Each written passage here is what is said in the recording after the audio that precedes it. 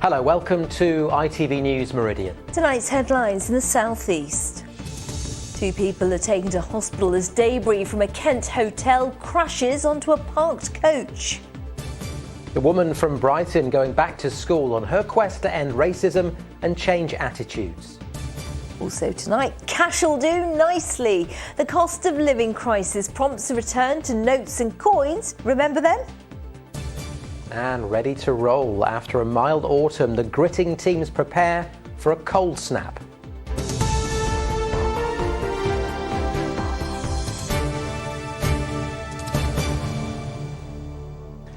Good evening. 2 people have been taken to hospital with head injuries after masonry from a Kent hotel crashed onto a parked coach. It happened in high winds at the 500-room Grand Burston Hotel on Folkestone seafront.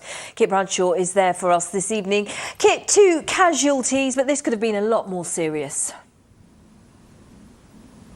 Yes, Sangeeta, it appears to have been a lucky escape for all those involved here. This vast hotel right on the harbour front here in Folkestone, something of a local landmark, but a local landmark missing a big chunk of its frontage this evening because yesterday at around 4 o'clock, big chunks of the wall right next to the hotel lettering fell onto the pavement below and on top of a coach that was unloading at the time. And it was during high winds that this happened, and it was the driver of that coach and one of the female passengers who were struck on the head by that falling debris and injured. Big emergency services response rushed to the harbour front here in Folkestone.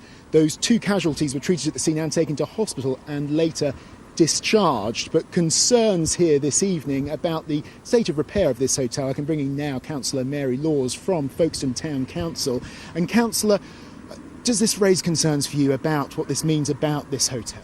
Well, it absolutely does. I mean, it's the safety first. You can see it's the outside, it's all fallen down to where public walk, traffic comes and everything else. It's something that is underinvested in. It needs massive renovations. It's not just a maintenance issue. This is massive renovations these hotels need and all. Famously, the Britannias are, famous for not doing up their hotels and not pumping the money into it. So what do you hope happens now then? Well, I hope that the council, I rang the council yesterday, emergency numbers, to say what was happening and left them to it. That's not my business what they do then. But I'm just hoping that they put some sort of enforcement orders or something on to say that they've got to make this not just safe. If they want to continue, then they've got to make vast improvements. And do you fear this could have been far worse? It could have been. It could have been a fatality. That was quite easy. Look at the height that it fell from. So it could quite easily be that. Councillor, thank you very much for joining us. And Britannia Hotels, who owns this hotel, we've repeatedly asked them to comment on what happened here yesterday. Today, we haven't heard back from them. The road has now reopened, but work is ongoing to erect scaffolding that you can see at the base of the hotel to presumably make this area safe for the public. Kit, live in Folkestone, thank you. In other news, the Manston Migrant Processing Centre is now empty after concerns it had become dangerously overcrowded. The Home Office says it's been cleared with everyone who was there now moved into hotels. It is understood the facility remains open and will continue to be used as needed to carry out initial checks on migrants as more arrive. Dashcam footage shows the moment a disqualified driver crashed a stolen car into a bus stop in Sussex. It happened in July on Creases Drive in Crawley. Monique Moss, who's 46, walked away from the scene soon after the incident. She's been jailed for 2 years and disqualified from driving for 4 years. Students at the University of Brighton were told not to attend classes today. The Falmer campus was closed after a suspected gas leak. An investigation is underway. The halls of residences are all open and unaffected. The university says they are monitoring the situation and exploring options if they can open again tomorrow. 999 calls to Sussex Police increased 20% in the year to October. The figure, reported to a meeting chaired by the Sussex Police and Crime Commissioner, represents an additional 46,000 calls from the public. The meeting heard it was part of a national trend that may be linked to waiting times for 101 calls.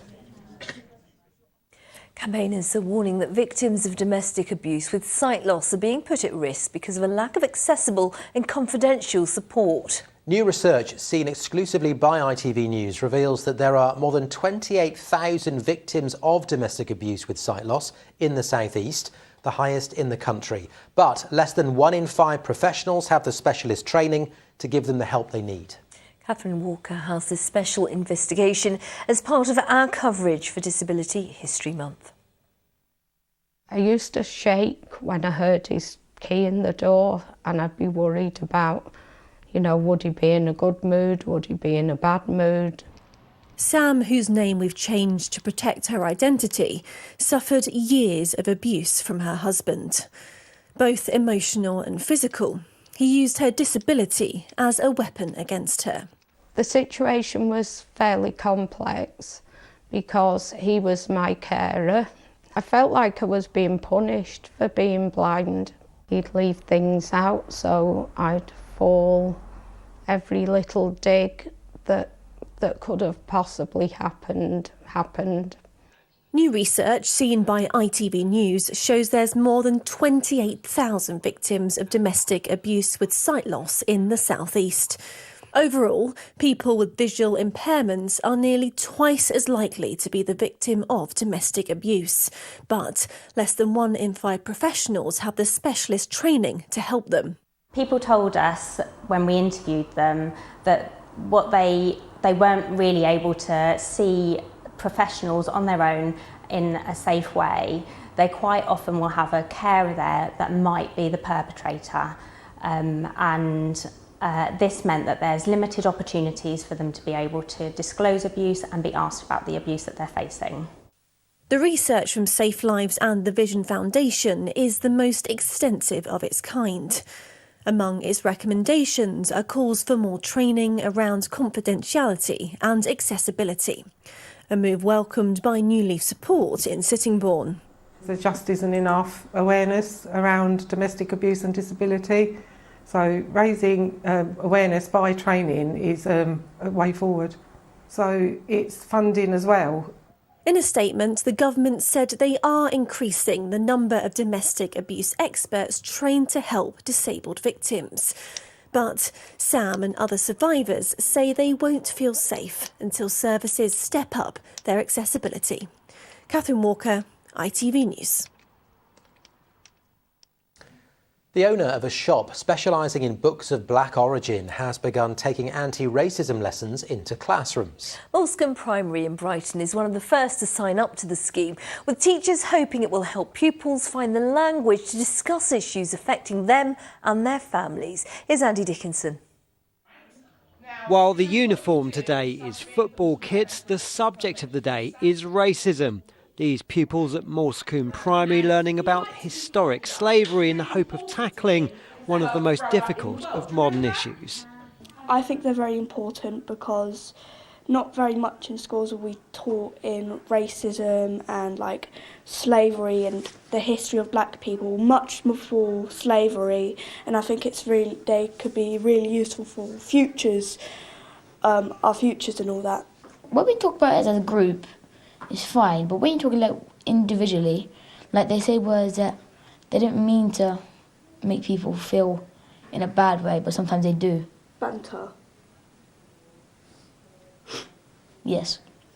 This one of 6 90-minute sessions, guest lecturer Carolyn criticising Brighton Council's lack of action following a series of anti-racist pledges. Children shouldn't feel afraid to talk about race. If we don't talk about race, how are we going to deal with racist attitudes, with the racism that we see around us? How are white children going to be able to stand up against racism themselves? And how are black children and children of colour going to be able to identify and go, actually, that what just happened to me is not okay? And so what we want to do is empower them so they're able to say, actually, I know now why that doesn't feel okay, because it's not okay. And then they can go on to do something better, stronger, and be wiser.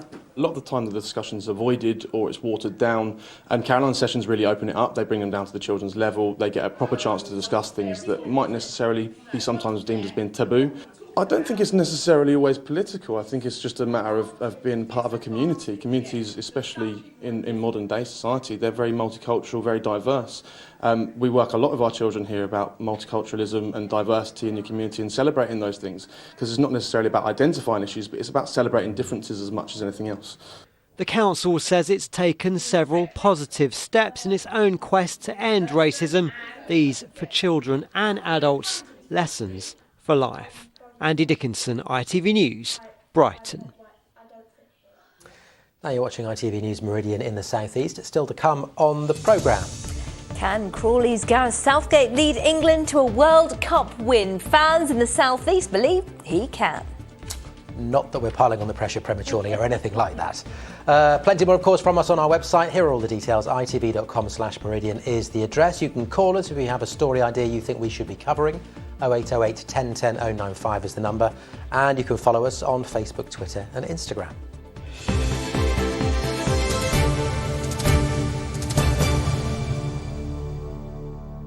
We've just had Transgender Awareness Week, which is aimed at raising the visibility of transgender people and addressing the issues that many of them face. But one person who wants us to be aware all of the time is Joanne Monk from Sussex. Yes, you may remember Joanne was one of our first community champions way back at the start of the year because of the work she does with schools. But she spent a large part of her life hiding who she really is, and she joins us in the studio now. Joanne, really great to see you again. It's great to see you both. Thank you for having me. I mean, you are passionate about this topic. Just give us an idea of why you feel so strongly about it. Absolutely passionate, and the reason I feel strongly about it is because I don't want people to go through what I went through prior to my transition, which includes things like bullying at school, mental health and suicidal thoughts before I came to accepting who I really was. And we know that equality is so far off. You only have to look at what's happening in Qatar at the moment and all the discussions about the One Love armbands. Yeah, that's... I mean, I have my own personal opinions on Qatar. I don't think FIFA should have given Qatar permission to hold the World Cup in view of their cultural differences and their views on the LGBT community. Do you think we are making progress? I know you go around schools and you give so many talks and you talk to businesses and organisations and individuals. In this country, are we making progress, do you think?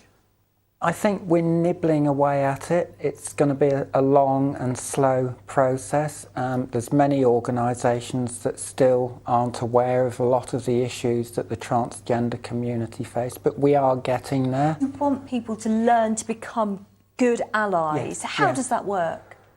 Well, by encouraging people to support the community as a whole. So an ally is somebody who is aware of the discrimination and the things that affect the transgender community.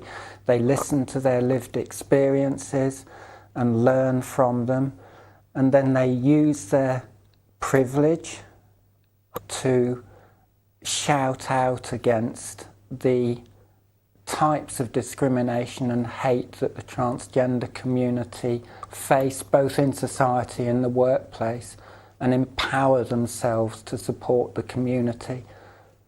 Joanne, you are doing such great work. It's always a pleasure to talk to you. We just need to let the people at home know that we will put some support links on our website if you've been affected by any of the issues we've been discussing today. But Joanne, as ever, a pleasure. Thank you very much for coming in and talking to us. It's been an absolute pleasure for me as well. It's lovely to see you both again. Thank you, Joanne. Now, there are claims that we might not be moving towards a cashless society after all, due to a recent rise in the number of people using notes and coins again. Financial experts say the cost of living crisis is prompting many to cut down on their use of card and contactless payments. Trends such as cash stuffing have clocked up hundreds of millions of views on social media as people rediscover the good old school methods of budgeting and saving. Here's Nick Smith. When was the last time you handled physical money? There are more ways to pay than ever before, expanding from chip and pin a couple of decades ago, making way for a simple tap of a card or a phone. Recent data suggests just over 4 in 5 adults in our region regularly use contactless payments. Among the shoppers we spoke to in Maidstone, a few still like to hang on to physical notes and coins. For me, it's just because it's physically there and I can see how much I'm physically holding, so it's just like, I do or I don't want to let go of that, and that's just how my mind works, yeah. Cash is dirty, but it is easier to budget if you can see it in front of your face. I'm dyslexic, so I find number crunching on a computer absolutely useless. But personally I prefer cash, definitely. You don't realise if you're just going on your card, you like £5, £10, £20, it adds up really quickly. But especially at the moment, everything is so expensive. I'm more a cash person than a card person. No, I actually spend a lot if I use cash because I practically have it on hand.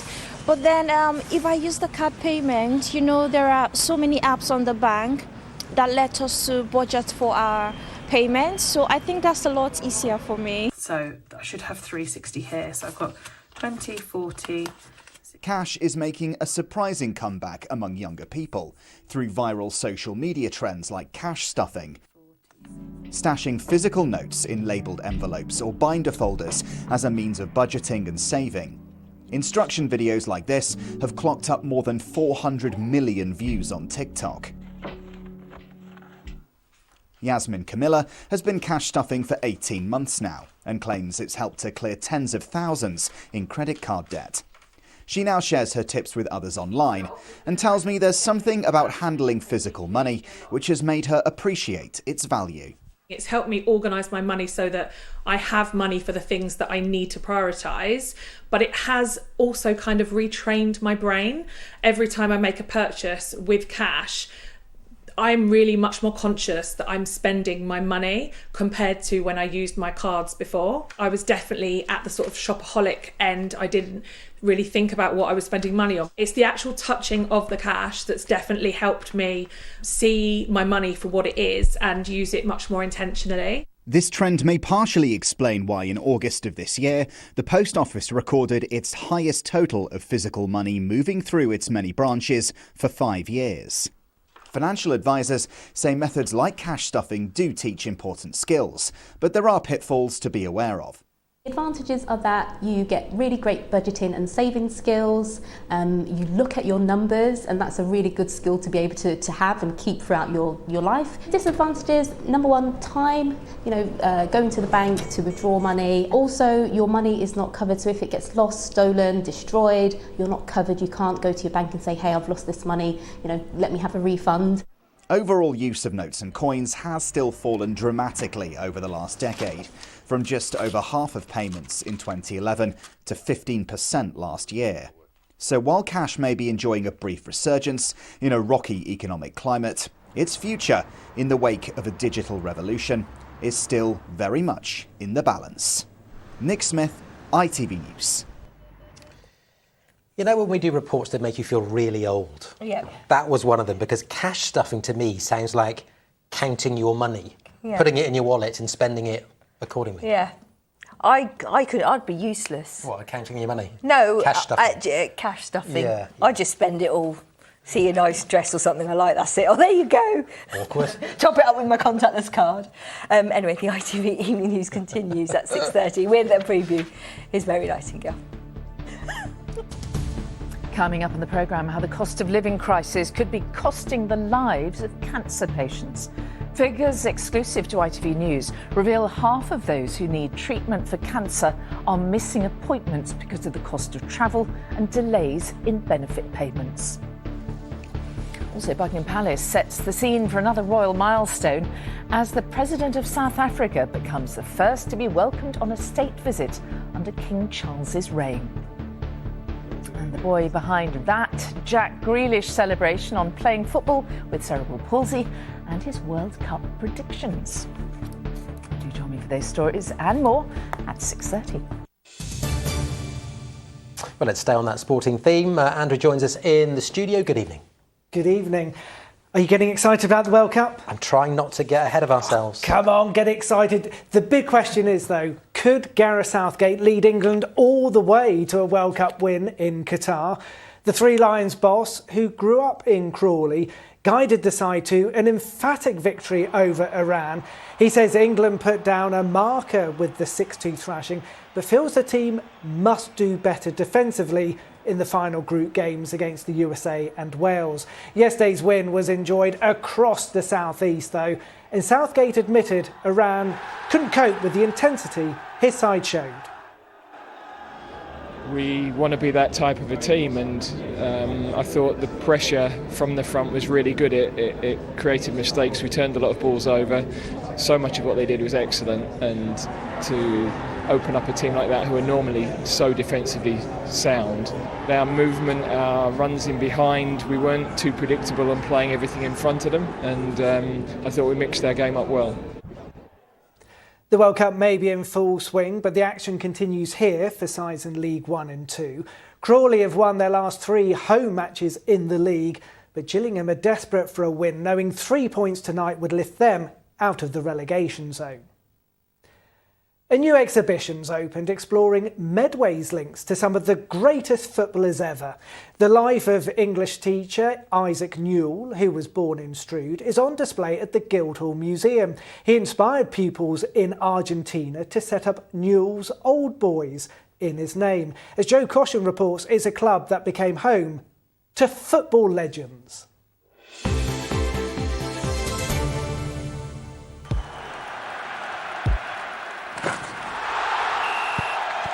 Zero Accounting Software sponsors ITV Regional Sports Report. Diego Maradona and Lionel Messi, names that travel beyond the footballing sphere. But Isaac Newell is one you may not have heard before.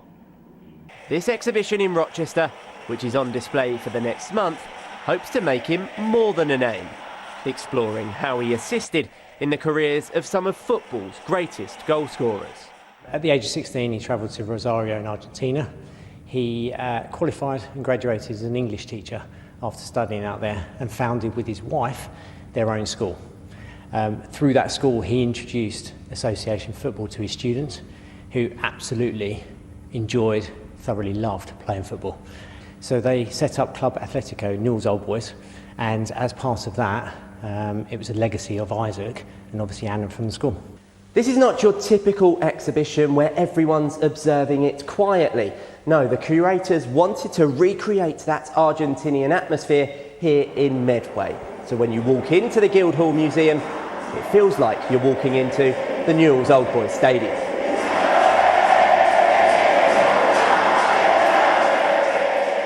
Messi's considered one of the greatest, if not the greatest footballer of all time. Can Isaac Newell, can Medway claim a bit of his stardom? Why not? He was born in Rosario, so he played football. He played football through his family and with his brothers as well, who were all part of Newell's Old Boys. So without Newell's Old Boys, he might not have had a club, he might have found another club, but definitely let's take it. But they'll only take it as long as, unlike his countrymen, Messi doesn't have a hand in knocking England out of a World Cup. Joe Caution, ITV News, Rochester.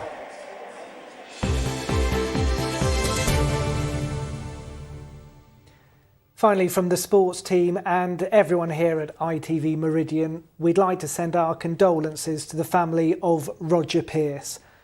Roger worked for many years at Meridian in Maidstone and visited us just a couple of weeks ago ahead of his retirement, which was due at the end of this World Cup. Roger, who was working as ITV's technical director, sadly passed away in Qatar. A most magnificent man. Roger Pearce, always smiling, such a gent. And always Meridian at heart, wasn't he? Absolutely. Thank you, Andrew. Now, it may have been a mild autumn, but preparations are well underway to keep traffic flowing on our roads in case of snow and ice this winter. Yes, salt is being delivered to various depots across the southeast where trucks are on standby should the weather take a turn for the worse. Tom Savides has been to Heathfield in Sussex where the gritters are getting ready for action. There may not be any snow or ice on our roads at the moment. But those who run the highways are taking no chances. The gritters at this depot in Heathfield are being loaded up with salt in preparation for wintry conditions. We know that winters can vary from year to year, it depends. I know generally over the last few years we probably find that winters are getting milder, we do recognise that. But I think no one's got a crystal ball, unfortunately. We can't predict exactly what this winter's going to be. You never know. We did have, if you remember a few years ago, quite a severe winter with quite a few days of heavy snow, and that caused quite a lot of disruption to the network. So it's always good to be prepared. We've just had one of the hottest summers on record, followed by a mild autumn.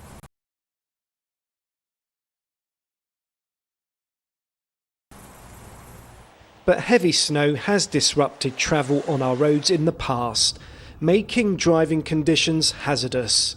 So salt is being stocked up to keep traffic flowing. This is just one of several salt depots across our region, but none of this will be dispatched until the road surface temperature is predicted to hit 0 degrees Celsius. Drivers like Kevin Borer are ready to roll in one of these gritters, aptly named by school children. What if we do get a winter where it's sunny like today and you get absolutely no snow? Will you be looking for another job? No. I've still got my daytime job. I've got seasonal drivers as well, contracted in just for the winter, farmers. Highways bosses are not taking the possibility of widespread snow with a pinch of salt. They're making sure there's enough to prevent our roads from freezing over. Tom Savides, ITV News, Heathfield. All of which begs the question, is it going to get colder anytime soon? Pip's with us in the studio. It's been an exceptionally mild November so far, but a bit chillier today. Yeah, that's right. Definitely a bit more of a chill in the air at the moment, isn't it? But it's all very relative. I mean, we're just about getting back to something a bit more average for the time of year, so it should be feeling chilly, but it could get colder still. Take a look at this. There are hints as we head into early December. We could see high pressure settling itself over Scandinavia. Now, winds go in a clockwise direction around a high pressure. That means they'll be coming from polar regions, they'll be working their way westwards towards the UK, and it's this direction where we do tend to get the coldest temperatures of the year. Nothing extreme in the forecast at the moment, but certainly perhaps a trend downwards as we head into the first part of meteorological winter. And Pip, even frost, thin on the ground. Yeah, they have been very thin on the ground. So for this part of the world, the far southeast, during the months of September, October, November, we'd expect to see around 6 air frost. So air frost is when the air temperature gets below freezing. Take a look at this though. We've had none so far in the likes of Kent and East Sussex. In fact, the lowest temperature we've seen this meteorological autumn was in Frittenden, getting down to 1 Celsius. And that was actually way back at the end of September. So we might squeeze another one before the end of this month. We'll see. Well, let's see. Pip, thanks very much. Let's get your full forecast now. Here's Pip.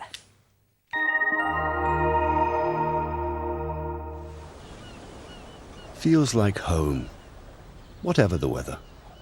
Valent Boilers and Heat Pumps sponsors ITV Meridian Weather. So all looking pretty unsettled actually through the next few days. Showers or longer spells of rain, windy at times, and of course with all of that it will feel on the cool side. And it's all down to low pressure, very much in charge at the moment. Further frontal systems rattling their way eastwards over the coming days. The briefest of respites possible on Friday, but this will be the scene by midday Saturday. Another area of fairly persistent rain swinging its way eastwards. But out there at the moment, it remains pretty quiet. So for much of tonight, looking largely dry, lengthy clear spells. Underneath those clear skies, we could see some areas of mist and fog developing in shelter. And with an early dip in temperatures, the potential for a little grass frost in places. But you'll notice later in the night, thickening cloud and rain already starting to move in from the southwest. That will push its way northeastwards through the first part of tomorrow. Persistent, heavy for a time. But once it clears, things do look a lot quieter. Into the afternoon, the emphasis very much on drier and brighter conditions. Even in the sunshine though, it will be a cool day. Highs of 12 Celsius and the breeze making it feel cooler still. These are the high tides for tomorrow, just the one there for both Sheerness and Chatham, coming in just a shade before midday.